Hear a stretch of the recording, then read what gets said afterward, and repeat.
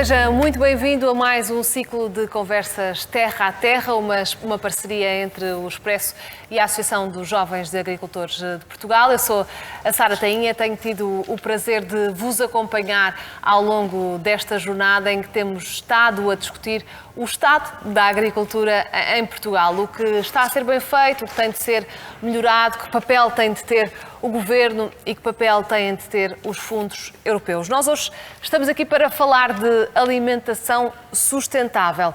Os alimentos produzidos na Europa são já uma referência a nível mundial, são sinónimo de alimentos seguros, nutritivos e de elevada qualidade, como já falámos num outro episódio. Agora, os alimentos europeus devem também pensar nesta questão da sustentabilidade e ser uma referência nesse sentido da sustentabilidade. O Pacto Ecológico Europeu é uma oportunidade única, lá está, para conciliar o nosso sistema alimentar com as necessidades do planeta e dar uma resposta positiva ao desejo dos europeus de terem uma alimentação saudável, uma alimentação equitativa e respeitadora do ambiente. É o que vamos discutir hoje com Ondina Afonso, presidente do Clube de Produtores do Continente e diretora de Qualidade de Investigação da SONAI. Seja muito bem-vindo e obrigada por estar connosco. E o Gonçalo Ribeiro Teles, consultor político. Olá, Gonçalo. Olá, muito obrigada por estares connosco. Mas antes de passarmos para a análise, vamos contar com o contexto deste tema que nos será dado por Firmino Cordeiro, diretor-geral da AJAP. Firmino. Muito obrigado. Hoje este tema é um tema interessante porque é no seguimento do anterior episódio que nós falamos neste ciclo de conversas Terra a Terra. Antes de mais quero agradecer os convidados de facto terem aceito este nosso desafio. A engenheira Ondina Afonso, ela já foi apresentada, mas tem um papel relevante naquilo que faz. Ela lida diretamente com os consumidores, com os alimentos e até com a própria rastreabilidade dos alimentos quando chegam porventura às prateleiras. Não é ela que faz, mas é ela que com certeza tem muitas responsabilidades nessa matéria, numa cadeia extremamente importante. Obrigado também ao Gonçalo, a sua opinião crítica e irreverente sobre estas coisas é também importante porque trata-se de saúde. No seguimento do episódio anterior, como referi, e nós na União Europeia temos, já nem falo de nós Portugal, mas nós na União Europeia demos essa pedra de toque, ou seja, conseguimos ao longo destes anos convencer os nossos consumidores, os nossos clientes que os produtos que lhes chegam às suas mesas com mais especificidade, com mais certificações ou não, mas todos eles há uma base nos métodos produtivos, na forma como se produz, nos pesticidas que são incorporados ou que têm de ser utilizados, uma base cada vez mais detalhada em termos de controlos na própria produção. E este controlo na produção está imanente, já não há luta química cega, já não há quase proteção integrada, hoje é praticamente tudo em produção integrada, onde é que todos os agricultores têm de ter um caderno de campo específico para tudo o que incorpora nas suas culturas, quer animais, quer vegetais, nomeadamente vegetais, mas também animais. Portanto, isso é uma segurança, porque depois, para além desse caderno de campo, há organismos de controle que vão fazer a auditoria e o controle de tudo isso. Portanto, nós estamos muito habituados a isso, nós produtores, e convivemos bem com isso. Portanto, esta preocupação que a própria Comissão, em relação ao projeto da PAC, da Política Agrícola Comum, tem em relação a esta questão alimentar, distingue-nos dos outros continentes e, no fundo, somos um exemplo, temos sido um exemplo em relação a estas matérias. Temos de ser, porventura, mais exigentes naquilo que permitimos que entre na União Europeia, nomeadamente aqueles produtos, aquelas que nós não temos a mesma capacidade produtiva, mas lá iremos, são outros 500, são outros acordos internacionais, este acordo do Mercosul, são outros acordos que por vezes nós temos de falar neles, nós temos de ir insistindo, nós organizações de agricultores nesta preocupação, e aqui este pacto que levou estas conversas toda a terra a terra é de facto um alinhar de estratégia entre o próprio Expresso e a AJAP, numa lógica de informar, de divulgar estas preocupações das organizações e também de uma imprensa bem informada que quer dar informação de qualidade e aliás, a qualidade dos nossos convidados, oradores, e também a preocupação de termos comentadores que conhecem e que se preocupam com todas estas questões. Portanto, é um sistema, é um desafio interessante e nós queremos dar o salto seguinte, portanto, há uma alimentação sustentável e produzirmos produtos cada vez mais sustentáveis, ou seja, sair da lógica só de utilizar menos fatores de produção que possam de alguma forma prejudicar, portanto restringir ao máximo dentro de uma lógica da digitalização, de uma agricultura de precisão, portanto tudo aquilo que nós hoje nos nossos dias já utilizamos, não em larga escala, mas cada vez estamos a utilizar mais, porque são essas as tendências. E estas tendências têm de se tornar sustentáveis, portanto a Europa está a ter aqui uma preocupação, não direi excessiva, está-se a tornar ligeiramente excessiva, e algumas manifestações dos agricultores europeus bem recentes vieram demonstrar isso, e também quem não se sente não é filho de boa gente, ou seja, nós tivemos de dizer aos decisores, tenham lá calma, porque as restrições são de tal ordem, e até a burocrática é de tal ordem, se as coisas continuarem por este caminho, nós próprios temos de fechar as explorações, portanto, e aqui, abre-se aqui mais uma vez esta caixa, digamos assim, que está fechada, a caixa de Pandora deste PEPAC, por forma a que possamos ter aqui mais algumas liberdades que noutros continentes não têm nada destas restrições, e depois eles, porventura, seriam os únicos beneficiários, porque iriam exportar mais produtos para a União Europeia. Temos de ter muito cuidado quanto a isto, e nós temos de ser sustentáveis, mas dentro de uma autossuficiência alimentar que não se exige para Portugal, embora tenhamos melhorado muito, mas que se exige, por exemplo, num contexto europeu, que o balanço seja claramente positivo. Ele tem o sido e nós não queremos inverter esta tendência. Portanto, este é o desafio para esta conversa deste programa. Muito obrigado pelo convite, pelo aceitar o nosso convite, para si também, e esperemos que os nossos ouvintes saiam satisfeitos deste programa, que é um desafio interessante também. Muito obrigado. Sairão certamente bem informados. Firmino, muito obrigada. Ondina, comece por si. Esta questão de dar o salto. Os alimentos já são seguros. Isso já discutimos, já sabemos. Agora, como é que se dá o salto para a sustentabilidade e, nomeadamente, o que é que a SONAI tem feito nesse caminho?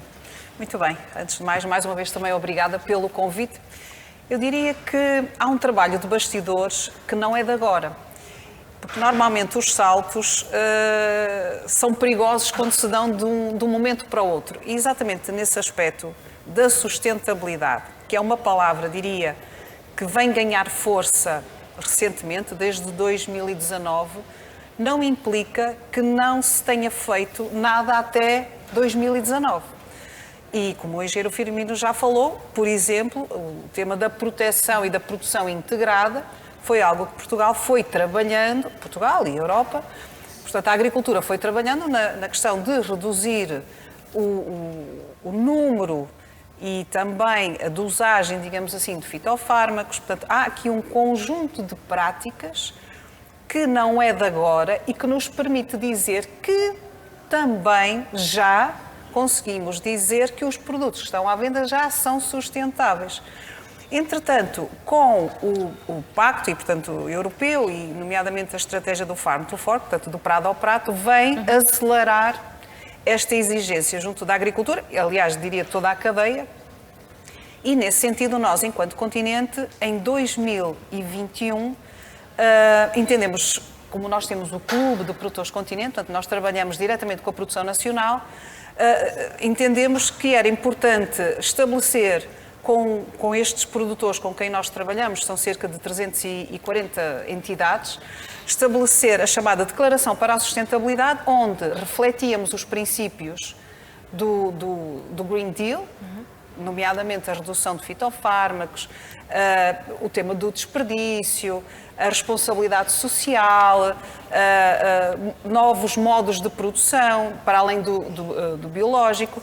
E, portanto, ao estabelecer este pacto, digamos, com os nossos produtores, comprometemos-nos com eles a reverter e a olhar mais a fundo até onde nós conseguíamos antecipar as metas que a Comissão Europeia pôs para 2030 e que são muito ambiciosas. E, portanto, não deixamos chegar a 2030 e conversamos todos e dissemos, bom, começaram já. Vamos começar em 2021 e temos já alguns produtos na prateleira, digamos assim, já que antecipam toda esta... Estamos a falar daqueles política. produtos zero pesticidas, é Estamos isso? a falar, exatamente, das frutas e legumes zero pesticida, que é uma certificação que existe já em Espanha e que nós fomos buscar o parceiro espanhol exatamente para ajudar os nossos produtores a fazer a reconversão da sua produção, substituindo fitofármacos por outros agentes, reduzindo. Portanto, demora, é preciso formação e nós investimos junto dos nossos produtores para terem essa formação. Eles foram também fazendo a conversão e, portanto, neste momento, mais uma vez, diria que conseguimos dizer que já temos os chamados produtos sustentáveis e vamos crescendo nesse aspecto. E esse caminho, Gonçalo, nem sempre é fácil para os pequenos produtores. Como é que o Governo deve impulsionar esta questão da alimentação sustentável? Bom, antes de mais, boa tarde às duas. Sim, não é fácil, até porque o Governo lançou um programa em 2021 da alimentação sustentável e equilibrada. E isso, a questão do Governo e de como o Governo se insere na alimentação não é um tema fácil, até porque há quem ache que o Governo não deveria ter uma palavra demasiado forte aí. Uma coisa é a saúde, outra coisa é a alimentação propriamente dita. Agora, eu acho que tudo o que seja apoiar a produção nacional, tudo o que seja apoiar os produtos locais, que vai ao encontro da própria alimentação sustentável e saudável, é um papel de qualquer governo dentro da União Europeia e que se quer catalisador. Eu acho que o papel aqui entre o governo e as empresas, mas se calhar aí também a Olinda responderá melhor, tem muito a ver com a questão dos preços. Eu acho que o grande entrave a existir realmente uma alimentação mais sustentável e mais saudável transversalmente, pelo menos na sociedade portuguesa, é a questão do preço. É que os produtos mais saudáveis e mais sustentáveis muitas vezes são mais caros. E eu acho que aí, se nós tivermos um governo interventivo demais, é possível que as empresas produtoras ligadas aos produtores se aborreçam mais. Mas, portanto, tem que haver aqui um meio termo entre empresas e o governo, a meu ver. Andina, como é que se chega então a este equilíbrio? Porque muitas das vezes o consumidor até tem a boa vontade e até quer consumir alimentos mais sustentáveis, mais saudáveis, mas depois chega a hora de pagar e faz a diferença, não é? Portanto, como é que se faz essa gestão e quem é que tem que intervir para que os preços sejam mais competitivos? Eu começo por dizer também, quando se fala em alimentação sustentável, estamos a falar, e há um conceito muito interessante, que é o da dieta planetária, e que foi estabelecido por uma comissão formada por cientistas de várias áreas e médicos, e que estão a influenciar diretamente a Comissão Europeia, e onde eles dizem que, por exemplo, o nosso prato, em termos de dieta planetária, metade tem que ser de vegetais. Outra grande parte tem que ser de leguminosas. Uma fatia pode ser de carne. Portanto, não tiram. Eu ouvi há pouco falar-se aqui do consumo de carne. É muito interessante que eles dizem que o consumo de carne pode ir entre 0 e 300 gramas por semana. Ou seja, dá espaço... efetivamente, quem opte mas pela 300 dieta gramas por semana é muito menos do que aquilo que se consome. É muito menos. Portanto, há aqui um crescer também daquilo que é as leguminosas e outras chamadas alimentos de plant-based, não é? Portanto, baseado em vegetais. Mas voltando aqui à sua pergunta, portanto, em Portugal é importante também dizer isso, que nós, diria que cerca de 80% da população, e em termos de ranking europeu somos o segundo, que mais consome frutas e legumes. Porque temos, efetivamente, uma tradição de consumir fruta, de comer sopa, de comer salada. E isso cresceu muito mais o seu consumo no Covid, porque as pessoas procuraram muito a questão de resolver a imunidade, a urgência da imunidade, e portanto os citrinos foi uma das categorias que mais cresceu em termos de fruta, mas continua, mesmo passado a pandemia, digamos assim... Foi um hábito que ficou. Continua este crescendo de procura de frutas e vegetais. Portanto, eu diria que não sinto que haja uma preocupação de não comer melhor por ser mais caro. E é exatamente por isso, mas há aqui fatores de produção, como já se falou também, o impacto da guerra na Ucrânia, que veio também pressionar o mercado, e um conjunto de outros fatores, o aumento do preço dos combustíveis, da eletricidade, que fez aumentar também a pressão na produção e também terem que elevar os seus preços de venda ao retalho, claro que depois reflete-se no consumidor. Mas, por causa destes princípios e da Declaração para a Sustentabilidade, como eu falava há pouco, nós entendemos que uma maneira de ajudar os nossos produtores é exatamente investir com eles em algumas destas frentes, em alguns destes projetos. Portanto, tirando-lhes a carga de que, efetivamente, o custo para sermos mais sustentáveis tem que se ficar só na produção. Portanto, nós estamos aqui a partilhar riscos e investimento para que exatamente se esbata esta preocupação. Mas como é que isso funciona na prática? Na prática, por exemplo, o caso da certificação do resíduo zero pesticida, nós temos uma parte de investimento que tiramos aos produtores e que pagamos à empresa que nos está a dar esse apoio, e portanto nós fazemos esta partilha de custos de implementação de projetos. Temos outros projetos também em que nós fazemos exatamente a partilha,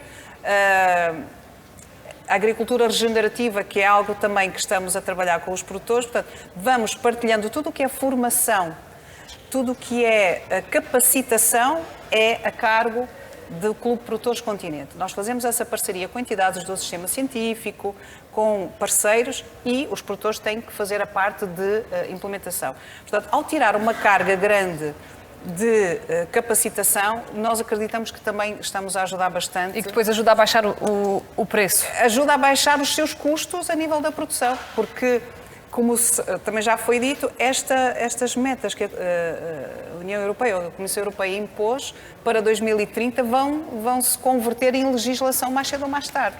Portanto, é uma ambição que a Comissão Europeia coloca em reduzir os pesticidas, mas que vai ser traduzida em legislação e que nós vamos notando, efetivamente, no afunilar da disponibilidade de pesticidas que há no mercado. Deve ser também a Comissão Europeia a apontar esse caminho, e que papel é que tem também os fundos europeus para dar o salto a isto tudo? Sim, já é a Comissão Europeia a apontar esse caminho, não é? Deve ser, eu acho que já é. Os fundos europeus, já há uma grande tranche canalizada para isto, portanto, à partida, eu acho que também já estamos nesse ponto em que toda a gente percebe a relevância de todo este ecossistema e de o apoiar e de reforçá-lo. A única coisa aqui que eu ainda estava a dizer que eu tenho algumas dúvidas, eu também acho que o consumidor português é cada vez mais consciente, e temos vários indicadores que vão ao encontro disso, que existe realmente esta tradição portuguesa que é muito boa de maior consumo de fruta e de verduras, até porque temos as regiões que temos. O Algarve tem tomate ótimo, temos fruta boa em todo o lado, na Madeira, em todo o lado. Agora, de todos os levantamentos que eu tenho visto até dos últimos anos, a maior queixa dos consumidores para não ter realmente eu volto a este tema, não ter uma alimentação mais sustentável e mais equilibrada é exatamente a questão do custo. Continua a ser, eu acho que é o maior entrave para não existir mais uma alimentação mais sustentável e mais saudável. E eu pergunto-lhe assim, também por aí, se, por exemplo, de uma forma, se calhar, futurística demais, mas que pode estar mais próximo do que aquilo que pensamos, se não faz sentido que nós comecemos a olhar para o consumo excessivo de carne ou de alguns produtos da mesma forma como olhamos para os carros a gasolina e a diesel. Ou seja, se não começará a haver uma taxação cada vez maior de produtos como a carne em detrimento de outros mais saudáveis? Bom, Isso defende isso ou não? não, de todo, não é? Não defendo, porque eu acho que a escolha é de cada um e nós temos, mais uma vez, um património alimentar em Portugal muito assente em carne, mas também muito assente, por exemplo, nas leguminosas. E a diversidade é o mais relevante de tudo. E a diversidade, e em legumes. alimentação Portanto, sustentável. eu obviamente acho que a escolha é sempre do consumidor. Mas é importante também aqui dar a nota que nós falamos muito de consumidor, mas há vários tipos de consumidor.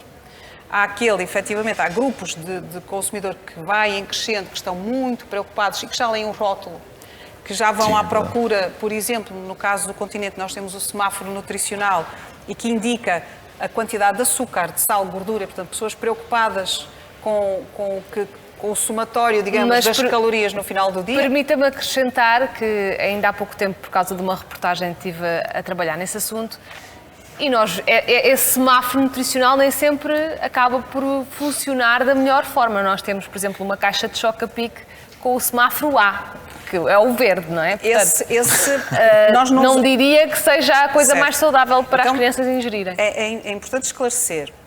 O semáforo que refere é o chamado Nutri-Score. Não é isso que está a falar? Não é isso que eu estou a falar. Ok. O semáforo, essa alegação, digamos assim, essa classificação, é uma iniciativa francesa que alguns países, nomeadamente a França, obviamente, a Alemanha, a Bélgica, adotaram.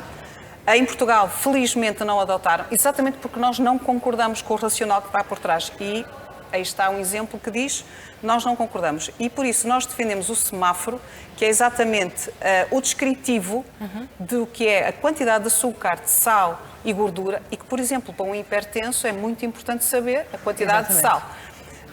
O Nutri-Score, para nós, não é tão claro e, portanto, nós não adotamos e fizemos tudo o que de possível para não deixar que... Mas a verdade é que ele depois aparece nos alimentos, não é? Exatamente. Não é confuso para quem vai comprar?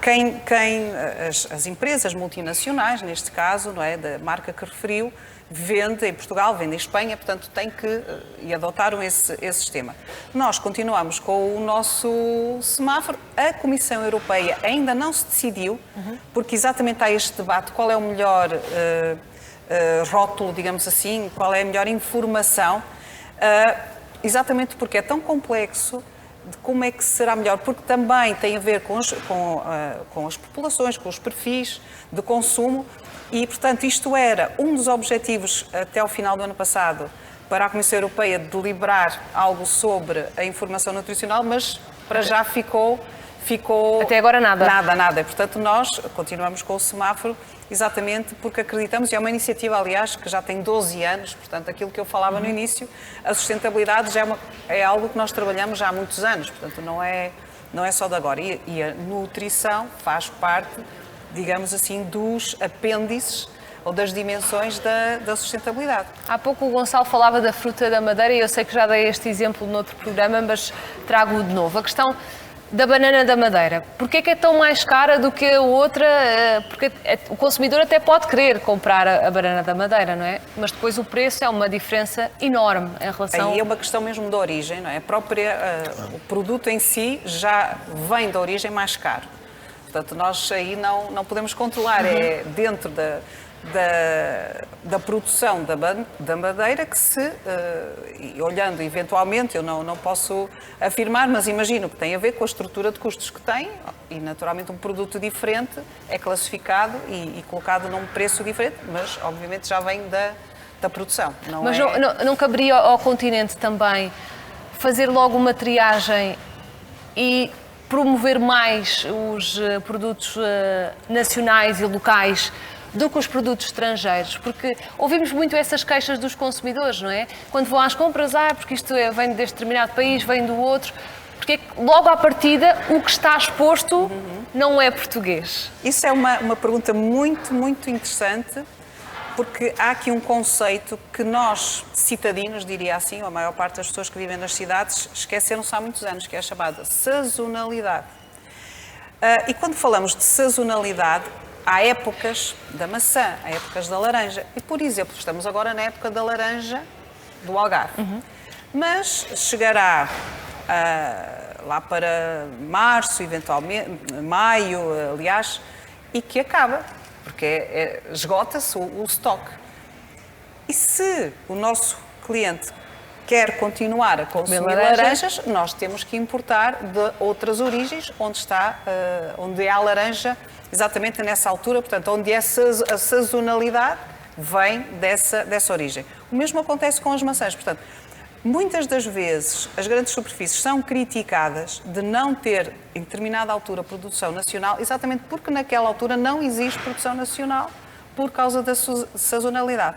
Nós, enquanto continente, o que nós temos feito é, por exemplo, o caso da laranja do Algarve, trabalhamos com os nossos produtores e conseguimos recuperar uma variedade há uns anos, juntamente com eles, obviamente, para que estendêssemos ao máximo o tempo de produção nacional nas nossas prateleiras, como uma variedade que é mais tardia e, portanto, dá laranja mais tarde e com isso temos mais tempo de laranja nacional.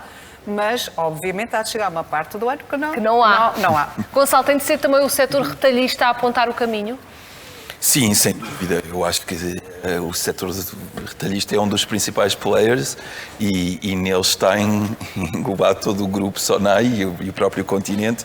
Agora, eu acho curioso isto realmente dos produtos portugueses e eu percebo bem a explicação da Olinda e faz todo o sentido, mas acho que realmente carrega um bocado neste toque da Sara que também tem que passar pelo setor retalhista, dar esta relevância aos produtos locais em detrimento dos internacionais.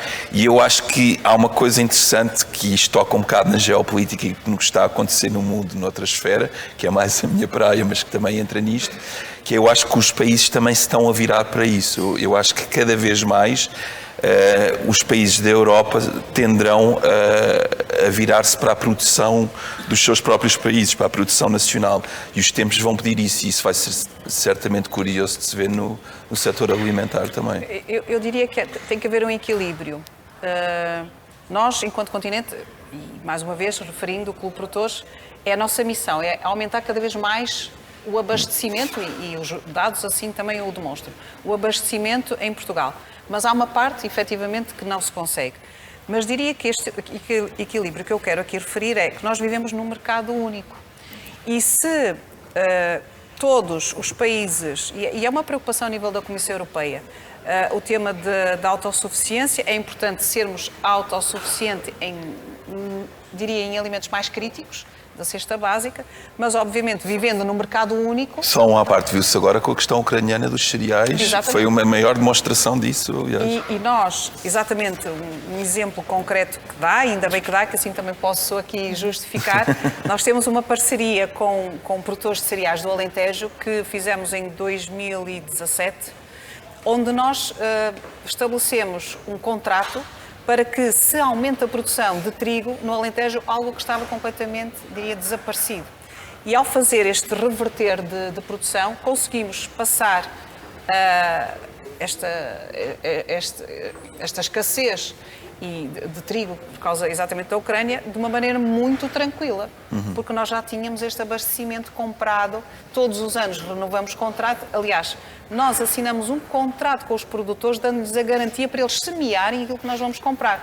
Portanto, eles já têm essa garantia de que será escoado o produto. Vai ser escoado. Portanto, esta parte dos contratos programa, como nós chamamos, de antecipar e, portanto, eles terem segurança daquilo que vão semear, vão vender, é muito importante e é assim também que nós temos feito esse caminho. E é um caminho ainda longo, mas já começa a ser feito em Portugal. Ondina Afonso, Gonçalo Ribartelos, muito obrigada aos dois pela vossa análise deste tema da alimentação sustentável. Como ouvimos, o caminho ainda é longo, mas já se começam a dar os primeiros passos e, como ouvimos, o setor retalhista e o Governo também têm responsabilidades nessa matéria para ajudar os pequenos produtores, para ajudar os agricultores a caminharem pela alimentação sustentável.